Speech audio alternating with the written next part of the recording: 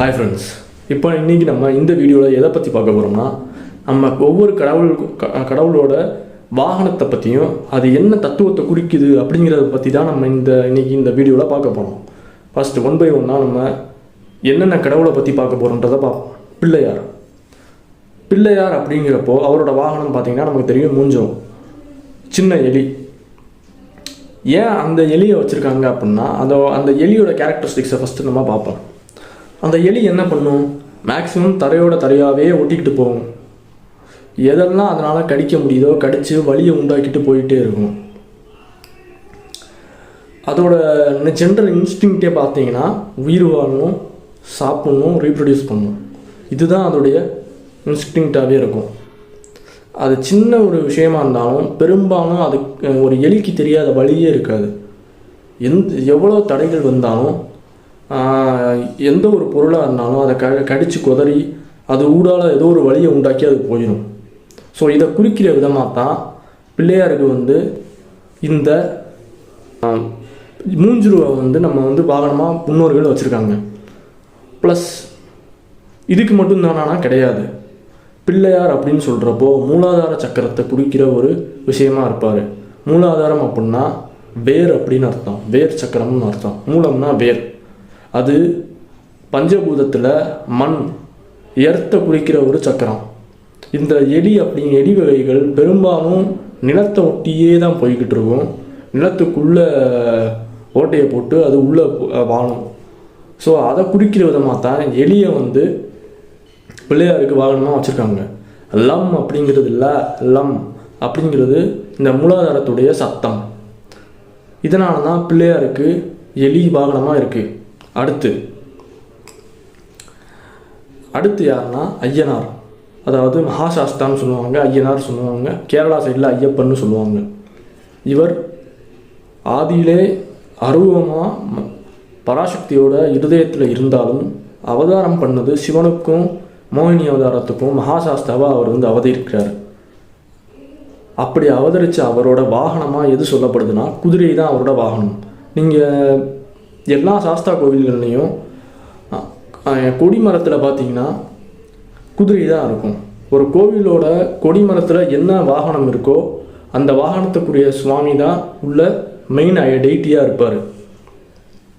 So Sabarimala Ayyappan கோயிலில் புலி மேலே கொடிமரத்தில் இருக்காது, குதிரை தான் இருக்கும். ஏன் சாஸ்தாவுக்கு குதிரை இருக்கும் அப்படின்னா, சாஸ்தா அப்படிங்கிறவர் கிட்டத்தட்ட ஒரு காவல் தெய்வம் தான்.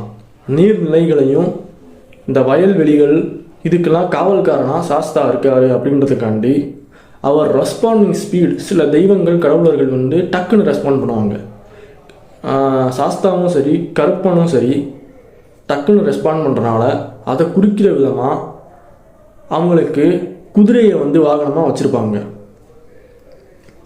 இது சாஸ்தா ப்ளஸ் கற்பனசாமி 2 பேருக்குமே குதிரை தான் வாகனம். அடுத்து சிவனுக்கு அதாவது விடையேறும் பெருமான்னு சொல்லுவாங்க. காளை தான் வாகனம். காளை எதை சிம்பலைஸ் பண்ணுதுன்னா பொறுமையை, அதே நேரத்தில் கோபத்தை, 2 எக்ஸ்ட்ரீம்ஸை சிம்பலைஸ் பண்ணுது. ஒரு காளை பெரும்பாலும் யாரையும் அட்டாக் பண்ணாது. பட் ஒன்ஸ் அது ட்ரிகர் ஆயிடுச்சுன்னா அது என்ன செய்யணும் அதுக்கே தெரியாது. சிவபெருமான் அப்படி தான். அவர் எப்போவுமே தவக்கோலத்தில் மோன நிலையில் தான் இருப்பார். பட் ஒன்ஸ் அவருக்கு கோவம் வந்துருச்சுன்னா, அவர் நெற்றிக்கண்ணை திறந்தாருன்னா that's all, game over. So இதை சிம்பிளைஸ் பண்ணுற ஒரு விஷயமாக தான் அந்த கேரக்டரைசேஷனை கொண்டு வரணுன்றதுக்காண்டி தான் காளையை சிவபெருமானுக்கு வாகனமாக வச்சுருப்பாங்க. அடுத்து முருகன் அப்படிங்கிறவர் ஒரு போர்க்கடவுள்.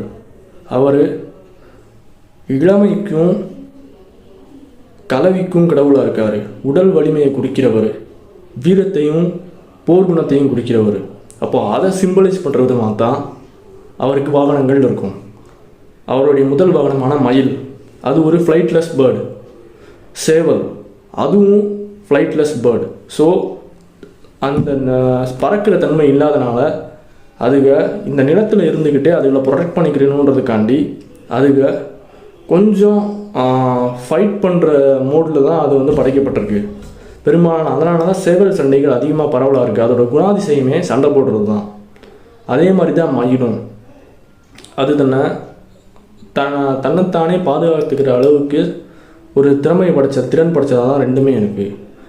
ஆட்டுக்குட்டியும் அப்படி தான். அதனால தான் ஆடை வந்து முருகனுக்கு வாகனமாக வச்சுருப்பாங்க. இந்த 3 சேவல், மயில், ஆடு 3மே கிட்டத்தட்ட ஒரு சண்டை போடுற வகையிலான மிருகங்கள் தான். இதுதான் முருகனுடைய குணத்தை சிம்பலைஸ் பண்ணுறதுக்கான ஒரு மெத்தட். அதனால தான் இந்த 3ஐயும் முருகனுக்கு வாகனமாக வச்சுருக்காங்க. அடுத்து காலபைரவர். இவர் சிவனோட அம்சம். இவர் பிரம்மாவின் அகந்தை அழிக்கிறதுக்காண்டி சிவபெருமானுடைய சடைமுடியிலிருந்து பிறந்தவர். இவர் 8 திசைகளையும் காக்கிறவர். அதனால் அஷ்டபைரவர் அப்படின்ற பேர் இவருக்கு இருக்குது. இவருடைய பிரதான வேலையே காவல் காக்கிறது தான். இவரும் காவல் தெய்வம் தான். இதை குறிக்கிற விதத்தில் தான் நாயை இவருக்கு வாகனமாக வச்சுருந்துருக்காங்க. நாயோடைய குணாதிசயங்கள் பார்த்திங்கன்னா, அது ஒரு குறிப்பிட்ட எல்லையை தனக்கு சொந்தமாக்கிக்கிட்டு அதை பாதுகாத்துக்கிட்டு கிடக்கும். அதுக்குள்ளே வேறு யாராச்சும் புதுசாக வந்தாங்கன்னா அதை துரத்தி அடிக்கும், இல்லை சண்டை போட்டு அதுவே செத்துரும். கிட்டத்தட்ட இந்த குணாதிசயத்தை வெளிப்படுத்துகிற விதமாக தான் காலபைரவருக்கு க்ஷேத்திர பாலன் அப்படின்ற பேரை கொடுத்துருக்காங்க. க்ஷேத்திரம்னா ஒரு குறிப்பிட்ட ஏரியாவை குறிக்கும். பாலன் அப்படின்றதுக்கு காவல் காப்பவன் அப்படின்னு ஒரு பொருள் இருக்குது. நீங்கள் கோயில்களில் பார்த்தீங்கன்னா வெளியில் துவார பாலகர்கள் அப்படின்னு இருப்பாங்க, அதாவது வாயிற்காவலர்கள் அப்படின்னு அர்த்தம். ஸோ க்ஷேத்திர பாலகன் அப்படின்னா ஒரு குறிப்பிட்ட ஏரியாவை காவல் காக்கிறவர்னு அர்த்தம். ஸோ இந்த கேரக்டர், இந்த கடவுளுடைய இந்த என்ன சொல்கிறது காடிங் கேரக்டரை வெளிப்படுத்துகிற விதமாக தான் நாயை வந்து காலபைரவருக்கு வாகனமாக வச்சுருக்காங்க. ஸோ இன்றைக்கி இந்த வீடியோஸ் இவ்வளோ தான். அதுக்கு மேலே நம்ம இனி அடுத்தடுத்த கடவுள்களை பற்றின விஷயங்களை டீகோட் பண்ணிட்டே வரோம். ஸோ தொடர்ந்து நம்ம சேனலை ஃபாலோ பண்ணுங்கள், ஷேர் பண்ணுங்கள், சப்ஸ்கிரைப் பண்ணுங்கள். தேங்க்யூ.